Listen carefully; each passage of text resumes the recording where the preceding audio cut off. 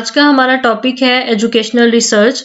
अगर हम अपनी एजुकेशनल प्रॉब्लम्स को सॉल्व करने के लिए या उनको आइडेंटिफाई करने के लिए कोई साइंटिफिक मेथड यूज़ करते हैं या कोई साइंटिफिक मेथड अप्लाई करते हैं, तो ये चीज़ हमारे पास एजुकेशनल रिसर्च है। एजुकेशनल रिसर्च में हमारे पास कुछ स्टेप्स इन्वॉल्व होते हैं। सबसे पहले तो ये कि हम अपनी प्रॉब्लम सिलेक्ट करते हैं। अब प्रॉब्लम सिलेक्शन का तरीका ये है कि या तो हम अपने एरिया ऑफ इंटरेस्ट की बेस पे करते हैं कि हम किस रीजन को टारगेट करना चाह रहे हैं, या हम ये देखते हैं कि हमारी जो सराउंडिंग्स है या हमारी कम्युनिटी है वहाँ कौन सी कंडीशन या कौन सी प्रॉब्लम सबसे ज़्यादा प्रेवलेंट है। तो उन बेसिस पे हम अपना जो प्रॉब्लम है या रिसर्च क्वेश्चन है वो सिलेक्ट करते हैं। उसको सिलेक्ट करने के बाद हम अपने रिसर्च डिज़ाइन पे जाएंगे, डाटा कलेक्शन पे जाएंगे। डाटा कलेक्शन के बाद हम अपना डाटा एनालाइज करेंगे, जिसमें हमारे पास डिफरेंट स्टैटिस्टिकल टेस्ट यूज़ होते हैं। उन बेसिस पे या उन रिजल्ट्स की रिपोर्टिंग पे हम अपने कंक्लूजन्स जो हैं वो ड्रा कर लेंगे। ये हमारे पास एजुकेशनल रिसर्च के स्टेप्स हैं।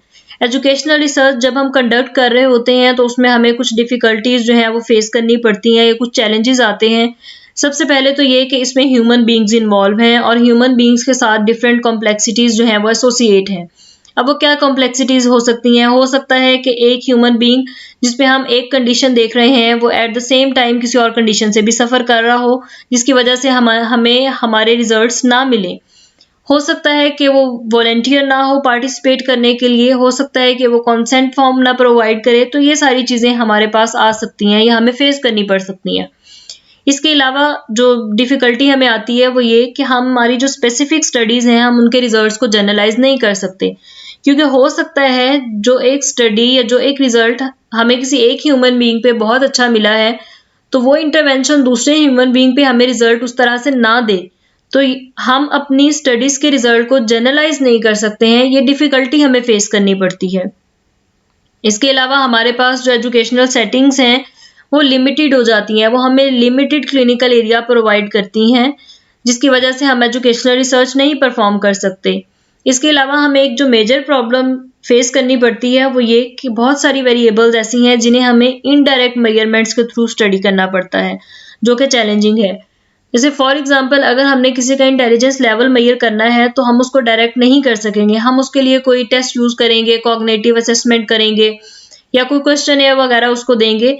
तो ये हम डायरेक्ट नहीं मेजर कर रहे हैं, हम इनडायरेक्ट मेजरमेंट के थ्रू उसका इंटेलिजेंस लेवल मेजर कर रहे हैं। तो जब हम इनडायरेक्ट वे से मेजर करते हैं वेरिएबल्स को, तो वो चीज़ हमारे लिए चैलेंजिंग है और ये हमें डिफ़िकल्टीज़ फेस करनी पड़ती हैं एजुकेशनल रिसर्च में। उसके बाद हमारे पास रिसर्च की कुछ मेन कैरेक्टरिस्टिक्स हैं। जो भी रिसर्च हम परफॉर्म करेंगे उस रिसर्च का कोई स्पेसिफिक पर्पस होना चाहिए, हमारी रिसर्च का प्रॉपर ऑब्जेक्टिव हो, प्रॉपर रैशनले हो, प्रॉपर उसका रिसर्च गैप हो। हमें ये पता हो कि हमने डाटा ऑर्गेनाइज किन टर्म्स में करना है, हमने कहाँ पर कैटेगोरिकल डाटा लेना है, हमने कहाँ पर क्वांटिटेटिव डाटा की तरफ मूव करना है, हमारे रिसर्च के हाइपोथेसिस क्या हैं, हमने जो अपना लिटरेचर लेना है वो हमने फैक्ट्स और बिलीव्स की बेसिस पे लेना है, हमने स्पेसिफिक जनरलाइजेशन पे फोकस करना है। हमने ये ध्यान में रखना है कि हमारी जो रिसर्च है वो अनबाइस्ड हो, उसमें किसी किस्म की बायसनेस ना हो। उसके बाद हमारे पास एजुकेशनल रिसर्चर जो है उसकी कुछ कैरेक्टरिस्टिक है।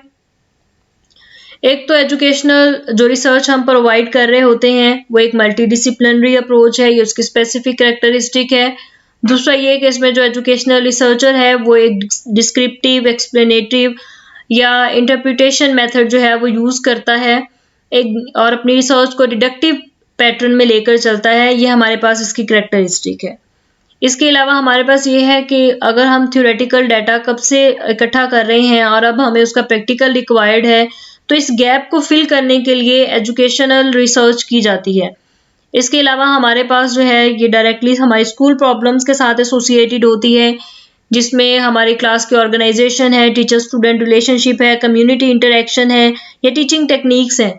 तो इसकी वजह से ये सारी चीज़ें बेहतर होती हैं।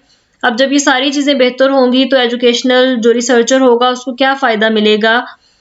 एजुकेशनल रिसर्चर जो है वो टीचर हो सकता है, तो वो कॉन्फिडेंट होगा, वो उसकी डिग्निटी बढ़ेगी, वो न्यू मेथड्स अडॉप्ट करने की कोशिश करेगा, उसकी अवेयरनेस बढ़ेगी वो एक न्यू लर्निंग प्रोसेसेस जो है वो अंडरस्टैंड करने में उसको बेहतरी मिलेगी, उसकी सोशल लाइफ बेहतर होगी, या वो न्यू एजुकेशनल रिफॉर्म्स जो हैं वो बिल्ड करवाएगा। तो ये हमारे पास एक जर्नल टॉपिक था एजुकेशनल रिसर्च का।